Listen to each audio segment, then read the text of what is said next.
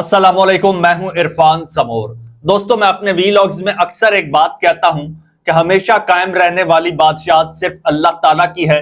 बाकी सारे ओहदे, सारी पोजीशंस, सारी कुर्सियां, ये सब आरजी हैं, बल्कि रूए जमीन पर इंसानियत का इम्तिहान है। इस कुर्सी पर बैठकर इंसान को इंसान रहना चाहिए, खुदा बनने की कोशिश नहीं करनी चाहिए, क्योंकि खुदा आपकी रस्सी ढीली छोड़ता है, लंबी छोड़ता है और फिर जब खींचता है तो एकदम खींच लेता है और आप मुंह के बल गिरते हैं। बात कर रहा हूं जस्टिस काजी फायज ईसा साहब की। आपने जो थंबनेल पर लगी लाइन देखी, आपको अगर सख्त लगे तो दरगुजर कीजिएगा, क्योंकि इनका जो किरदार है वो इससे कहीं ज्यादा भयानक है। और अंजाम देखिए क्या होता है। इस वक्त उनकी हालत देखिए क्या हो रही है, अब वो क्या कर रहे हैं, किस तरह से अभी से वो पावरलेस, बेइख्तियार हो गए हैं, काबिल तर्स हो गए हैं। डिटेल से आपको बताऊंगा, लेकिन उससे पहले नए आने वाले दोस्तों से गुजारिश है कि ये चैनल आपका अपना है, इसको सब्सक्राइब कर लीजिए, बेल आइकन पर क्लिक कर दीजिए ताकि हर नई आने वाली वीडियो टाइमली आपको मौसूल हो जाए। दोस्तों, सबसे पहले तो एक बात आपको कहता चलूं कि काजी फायज ईसा साहब के साथ मेरी कोई जाती दुश्मनी नहीं है, मेरा कोई जाती ग्रज नहीं है, कोई जाती रंजिश नहीं है। वो इस मुल्क के सबसे बड़े मुंसिफ थे, मुंसिफ आला थे, चीफ जस्टिस थे, लेकिन उन्होंने अपनी कुर्सी के साथ इंसाफ नहीं किया। उन्होंने अवाम को हुकूक नहीं दिए, उन्होंने अवाम के हुकूक का तहफ़्फ़ुज़ नहीं किया, बल्कि वो आलाकार बने रहे और अवाम के हुकूक को कुचलने की कोशिश की। वो सिर्फ 1 साल के लिए आए थे, लेकिन उन्हें लग रहा था कि शायद वो ता हयात बल्कि ता कयामत चीफ जस्टिस ऑफ पाकिस्तान रहेंगे। उन्होंने इंसान को इंसान नहीं समझा, उन्होंने अपने कुलीग्स को इंसान नहीं समझा, कुलीग्स को उन्होंने अपने सींगों पर रख लिया। लेकिन आज उसी काजी फायज ईसा की जो हालत है इस वक्त, वो काबिल तर्स है, वो बेइख्तियार हो चुके हैं और जाते जाते भी जहर उगल रहे हैं। पहले तो इस देखिए, जब इंसान, वो कहते हैं ना कि इंसान जब मरने वाला भी होता है ना, तो वो सबसे माफिया मांग रहा होता है, गिड़गिड़ा के खुदा से माफिया मांग रहा होता है अपने किए पर। लेकिन काजी फायज ईसा साहब है कि अब भी जाते जाते भी अपना जहर उगलना नहीं छोड़ रहे। अब जनाब, ये खबर तो 2 दिन पहले की है, लेकिन मैंने कहा कि आपको बता दूं और इस वक्त उनकी हालत जो है वो भी आपको बता दूं। एक तो जी उनसे कुर्सी छीन ली गई है, 4 रोज पहले ही कुर्सी से उठा दिया गया है। और सुप्रीम कोर्ट ऑफ पाकिस्तान का जो रूम नंबर 1 है, कमरा नंबर 1, उसमें पहल तो जस्टिस मंसूर अली शाह साहब को शिफ्ट कर दिया गया, क्योंकि इम्कानात यही थे कि वही चीफ जस्टिस ऑफ पाकिस्तान बनेंगे। लेकिन अब याह्या अफरीदी साहब को नामजद कर दिया गया है। अब अगले चीफ जस्टिस ऑफ पाकिस्तान जो है वो याह्या अफरीदी साहब हैं। काजी साहब ने बड़ी कोशिशें की, बड़ी सहूलतकारी की, लेकिन वो अपनी कुर्सी नहीं बचा पाए। खैर, इस पे आखिर पे बात करेंगे। अब यह है कि काजी साहब से कुर्सी ले ली गई है 4-5 दिन पहले। अब वो कोई समाअत नहीं करेंगे, कोई फैसला नहीं करेंगे। हाँ, बल्कि जो फैसले पेंडिंग हैं, मतलब जो नोट वगैरह, ये वो इजाफी नोट, इख्तलाफी नोट, वो लिखेंगे। अपनी भड़ास, अपने अंदर का जो जहर है वो निकालेंगे, और उन्होंने कुछ निकाला भी है, वो जी सुनिएगा। ये जी खबर लगी है कि काजी फायज ईसा साहब जो है वो चैम्बर वर्क पर चले गए हैं, और चैम्बर वर्क के दौरान वो फैसले लिखेंगे। माशाअल्लाह जी, सुभान अल्लाह। चीफ जस्टिस काजी फायज ईसा मुद्दत मुलाजमत मुकम्मल होने पर 25 अक्टूबर को रिटायर्ड हो जाएंगे। और जस्टिस मंसूर अली शाह का बेंच, ये कल की खबर है, पुरानी कमरा नंबर 1 में मुंतकिल किया गया था, अब वो चेंज हो गए हैं। खैर, चीफ जस्टिस के तकर्रुर के लिए जो है वो तकर्रुर भी हो गया है। और अब चलते हैं आगे। ये सारा मामला हो गया। अब अगली खबर सुनिएगा। अब काजी फायज ईसा साहब जब चैम्बर वर्क पर गए हैं, तो वहां पर जब इंसान से इख्तियारात छिन जाते हैं ना, और फिर उनको घमंड होता है जिन इख्तियारात का, उसके बाद वो एक बेबसी की तस्वीर बन जाते हैं। अब काजी साहब की बेबसी देखिए। अब उनको लगता है कि अब भी मैं बाख्तियार हूं, अब भी बड़ा कुछ कर सकता हूं, लेकिन ऐसा नहीं है। अब काजी साहब यहां पर अपनी भड़ास निकाल रहे हैं, अपना जहर उगल रहे हैं। सुप्रीम कोर्ट वो, अच्छा, एक बात आपको बता दूं, सुप्रीम कोर्ट में एक लार्जर बेंच बना था, 13 रुकनी बेंच था, जिसने पाकिस्तान तहरीक इंसाफ की जो मखसूस नशिस्तें थी उसके हवाले से एक फैसला दिया था। और एक तो ये एडमिट किया था कि तहरीक इंसाफ एक सियासी जमात है, और दूसरा ये कि ये जो मखसूस नशिस्तें हैं ये तहरीक इंसाफ का हक है, उसको मिलनी चाहिए। और काजी साहब ने जो फैसला दिया था, यानी पाकिस्तान तहरीक इंसाफ से बल्ले का निशान छीना था, उस फैसले को भी गलत करार दिया था और कहा था कि इसकी गलत तशरीह हुई है। और काजी साहब जो है वो पाकिस्तान तहरीक इंसाफ से बल्ले का निशान छीनने में मुलव्विस पाए गए थे। और 8 रुकनी बेंच ने यह फैसला दिया था, बल्कि उस पर 2 वजाहतें भी दी कि भाई ये सीटें पाकिस्तान तहरीक इंसाफ को मिलनी चाहिए, दी जाएं। इस पर किसी को कोई कंफ्यूजन हो तो वो हमें दरखास्त दे सकता है, पाकिस्तान तहरीक इंसाफ या इलेक्शन कमीशन, वो दरखास्त दे, हम उसको वजाहत दे देंगे, डिटेल समझा देंगे।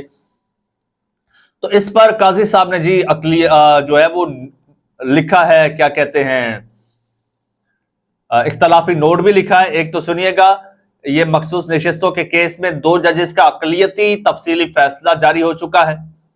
अब ये जज कौन है? एक जस्टिस जमाल मंदोखेल हैं और काजी फैज ईसा साहब हैं। इन्होंने उससे इख्तलाफ किया था, अब इन्होंने अपना फैसला जारी किया है और फैसले में इजाफी नोट भी लिखा है, वो मैं आपको पढ़ के सुनाता हूं। अब काजी फैज ईसा ने 14 सिफात पर मुश्तमिल इख्तलाफी नोट तहरीर किया। बैठे जनाब, अब अपना वो जहर निकाल रहे हैं, जिसमें कहा गया है कि फैसले में आईनी खिलाफ वर्जियों और कोताहियों की निशानदेही ही मेरा फर्ज है।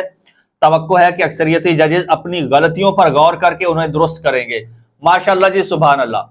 अब काजी फायज साहब को लगता है कि मैं अकले कुल हूं, पूरी दुनिया जहान की अकल मुझ में है, बाकी ये जो 8 जजेस हैं, ये जो अक्सरियत है, ये पागल हैं, ये इमेच्योर हैं और इन्होंने गलत फैसला किया है। इन्होंने फैसला करने में गलतियां की हैं, गलतियां दुरुस्त करके उन पर गौर करेंगे और उनको दुरुस्त करेंगे। और इख्तलाफी नोट में उन्होंने लिखा है कि पाकिस्तान का आइन तहरीरी है और आसान जुबान में है। इससे पहले मौसूफ फरमा चुके हैं कि पाकिस्तान का आइन बड़ा कॉम्प्लिकेटेड है, बड़ा कॉम्प्लिकेटेड है। आज वो कह रहे हैं कि आसान है और आसान जुबान में है। और उन्होंने मजीद लिखा कि उम्मीद करता हूं अक्सरियती जजेस अपनी गलतियों की तस्हीह करेंगे। ब्रादर जजेस यकीनी बनाएंगे कि पाकिस्तान का निजाम आइन के तहत चले। आइन को तो आपने मफलूज करके रख दिया है, आइन का तो आपने जनाजा निकलवा दिया है, आइन को तो आपने रद्दी की टोकरी में डाल दिया है। जो खिलवाड़ आपने आइन और कानून के साथ किया है काजी फैज ईसा साहब, वो किसी से ढका छुपा नहीं है। आज भी इंटरनेशनल कोर्ट ऑफ जस्टिस जो है वो आपके इन फैसलों का और आपकी इन सारी वारदातों का मजाक उड़ा रहा है। अच्छा, काजी फैज ईसा साहब का कहना था कि बदकिस्मती से अक्सरियती मुख्तसर फैसले के खिलाफ नजरसानी दरखास्तों पर समाअत नहीं हो सकी। मेरे साथी जजेस जस्टिस मंसूर और जस्टिस मुनीब ने इसके खिलाफ वोट दिया। उम्मीद करता हूं कि अक्सरियती फैसला देने वाले अपनी गलतियों का तदारुक करेंगे। उम्मीद करता हूं अक्सरियती जजेस इस बात को यकीनी बनाएंगे कि आइन के मुताबिक पाकिस्तान को चलाएं, जिस तरह से आपने माशाअल्लाह से चलाया। आला कार बने रहे पूरे। और उन्होंने मजीद लिखा कि प्रैक्टिस एंड प्रोसीजर कमेटी में जस्टिस मंसूर अली शाह और जस्टिस मुनीब अख्तर मेरी राय के खिलाफ गए, इसीलिए आपने वो तब्दील कर दी कमेटी। चीफ जस्टिस काजी फैज ईसा ने अक्सरियती जजेस की राय पर भी सवालात उठाए। माशाअल्लाह जी। अब सुनिएगा, लिखा कि 8 अक्सरियती जजेस के फैसले की कोई कानूनी हैसियत नहीं है। ये दोस्तों, ये सुनिएगा, अब ये सुनिएगा और इनकी हालत देखिए और इस पर तरस खाइए। कह रहे हैं कि 8 जजेस के अक्सरियती फैसले की, यानी सुप्रीम कोर्ट के 8 जजेस के अक्सरियती फैसले की कोई कानूनी हैसियत नहीं है। इसका मतलब यह है, इस बात का मतलब यह है कि सुप्रीम कोर्ट ऑफ पाकिस्तान जो इस रियासत का चौथा सुतून है, तीसरा सुतून है, बल्कि उसको ताला लगा दीजिए। उसके जजेस के फैसले की कोई कानूनी हैसियत नहीं है, कोई अहमियत नहीं है अकॉर्डिंग टू काजी फैज ईसा साहब। सिर्फ उस फैसले की अहमियत है, वो फैसला कानूनी है जो काजी फैज ईसा या फिर इसके ग्रुप के दीगर जो जजेस हैं वो करें, उसकी कानूनी हैसियत है। اس کے علاوہ سپریم کورٹ کا کوئی جج جو ہے وہ قاضی کے ذہن کے خلاف فیصلہ دیتا ہے تو اس کی کوئی قانونی حیثیت نہیں ہے۔ اب جو تھمبنیل پہ میں نے لکھا ہے، کیا میں نے غلط لکھا ہے؟ اب آپ ہی اس کا فیصلہ کیجئے، کیا جو تھمبنیل کے اوپر لائن لکھی ہوئی ہے وہ غلط لکھی ہوئی ہے؟ آپ خود دیکھیے، آپ خود دیکھیے، یہ میں نہیں کہہ رہا، یہ چیف جسٹس آف پاکستان قاضی فائز عیسیٰ صاحب ریٹائرمنٹ سے پہلے یہ اختلافی نوٹ میں لکھ رہے ہیں کہ 8 ججز کے اکثریتی فیصلے کی کوئی قانونی حیثیت نہیں ہے۔ 8 اکثریتی ججز نے مخصوص نشستوں سے متعلق اپیلیں نمٹائی نہیں، جب اپیلیں نمٹائی نہیں گئی تو کیس زیر التوا سمجھا جائے گا۔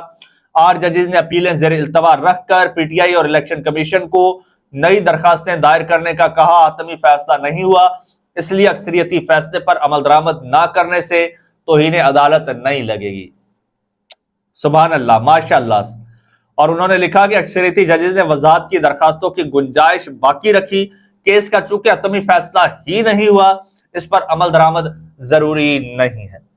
چیف جسٹس نے مزید لکھا کہ 8 ججز نے چیف جسٹس سمیت دیگر بینچ کے ممبران کو آگاہ کیے بغیر وضاحت جاری کی۔ چیف جسٹس پاکستان کی اجازت کے بغیر وضاحت ویب سائٹ پر اپلوڈ کی گئی۔ نہیں معلوم پی ٹی آئی اور الیکشن کمیشن کی وضاحتی درخواستوں پر سماعت کہاں ہوئی۔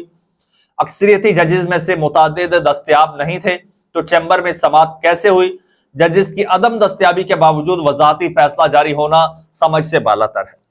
قاضی صاحب، آپ کا دماغ گھوم گیا ہے، آپ کو صدمہ لگا ہے، کیونکہ آپ کو ایکسٹینشن نہیں ملی، نہ ہی آپ کے لیے اسپیشلی کوئی آئینی عدالت بنی ہے جس میں آپ کو دوبارہ سے اسٹیچو بنا کے بٹھا دیا جاتا۔ اس لیے اب آپ کا دماغ کام نہیں کر رہا، تو میں آپ کو قاضی صاحب بتا دیتا ہوں کہ یہ سماعت کہاں ہوئی اور یہ جو ہے یہ ویب سائٹ پر اپلوڈ کیسے ہوا۔ حضور دیکھیے، سپریم کورٹ میں جو ایک لارجر بینچ بنتا ہے یا پھر جو اسپیشل بینچ بنتا ہے یا فل کورٹ بینچ بنتا ہے، اس میں جو اکثریتی جج فیصلہ دیتے ہیں وہی فیصلہ حتمی ہوتا ہے اور اس فیصلے پر ہر صورت میں عمل درآمد کرنا ہوتا ہے، لازمی ہوتا ہے۔ اور 8 ججز نے جب فیصلہ دیا تو ساتھ میں یہ بھی آپشن رکھی کہ اگر کسی، کیونکہ اس میں کنڈیشن ایسی رکھی گئی تھی کہ تحریک انصاف کے لوگوں کو پہلے آزاد کیا گیا، کوئی سنی اتحاد کونسل میں ڈالا گیا، تو یہ کنفیوژن تھی اس وقت جو ہے وہ پی ٹی آئی کو تسلیم الیکشن کمیشن نے نہیں کیا۔ چونکہ آپ کے غلط فیصلے کو یہ لوگ صحیح کرنا چاہ رہے تھے تو انہوں نے کہا کہ اس وقت اگر پی ٹی آئی کے لوگ شامل نہیں ہوئے تو کنڈیشنلی اب ان کو یہ آپشن دیتے ہیں کہ 15 دن کا آپ کے پاس ٹائم ہے اور 15 دن میں اپنا حلف نامہ جمع کرا کے پارٹی میں شامل ہو جائیے۔ اور اس پر یہ ہم نے کیسے دیا ہے، اس پر اگر کسی کو کوئی کنفیوژن ہے چاہے پی ٹی آئی یا الیکشن کمیشن کو، تو آپ لوگ فیصلہ ہم دے چکے ہیں، آپ لوگ سپریم کورٹ ہمارے پاس آ جائیں، ہمارے چیمبر میں آ جائیں، آ کے پوچھ لیجئے، 8 ججز میں سے کسی ایک سے پوچھ لیجئے، حضور آپ 8 ججز نے یہ فیصلہ دیا ہے، یہ کیسے دیا ہے، اس کی ہمیں ڈیٹیل بتائیے، وضاحت دیجئے، اس کو ایکسپلین کیجئے، پھر ہم عمل درآمد کریں۔ تو الیکشن کمیشن نے ایگزیکٹلی ایسا ہی کیا، درخواست دی کہ بھئی ہمیں وضاحت دیجئے۔ ان ججز نے بتا دیا کہ بیٹا ہم نے ایسے کیا ہے، اس طرح سے کیا ہے، اب اس پر عمل درآمد کرو۔ تو اس کے لیے اب پھر عدالت لگتی قاضی صاحب؟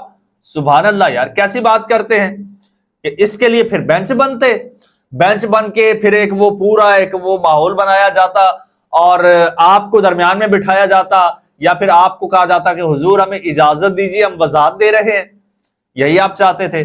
تو یہ قاضی صاحب جو ہے یہاں پر اب آخر میں کچھ تو کرنا تھا، اب کچھ اور ہو نہیں سکا، اب یہ جتنی خدمت گزاری کی ہے اب اس کو ڈاکومنٹڈ شکل دے رہے ہیں۔ آپ کوئی بھی کورس کرتے ہیں نا، کہیں سے کوئی ڈگری لیتے ہیں تو اینڈ پر آپ کو وہ جو ڈگری دی جاتی ہے وہ ایک رسید ہوتی ہے، وہ ڈگری بیسیکلی آپ کے پاس ایک وہ پرچہ دکھانے کے لیے ہوتا ہے کہ جناب میں نے یہ کام کیا ہے، میں نے یہ خدمت سر انجام دی ہے، میں نے یہ کام کیا، مجھے ایکسپیرینس لیٹر ملا ہے، مجھے اپریسیشن لیٹر ملا ہے۔ تو یہ ریٹن میں دے کے جا رہے ہیں قاضی صاحب کہ میں نے دیکھو کوئی کسر نہیں چھوڑی خدمت گزاری میں، لیکن آپ لوگوں نے مجھے صلہ نہیں دیا، شاید اب وہ کوئی اور صلہ ایکسپیکٹ کر رہے ہوں گے۔ یہ ان کی حالت ہے اس وقت دوستو۔ اب میں مزید اس بارے میں اس سے زیادہ تو میں کچھ کہہ نہیں سکتا۔ چینل آپ کا اپنا، اس کو سبسکرائب کر لیجئے۔ آپ قاضی صاحب کے بارے میں کیا رائے رکھتے ہیں وہ کمنٹ سیکشن میں بتائیے گا، اور مجھے اجازت دیجیے۔ اللہ حافظ۔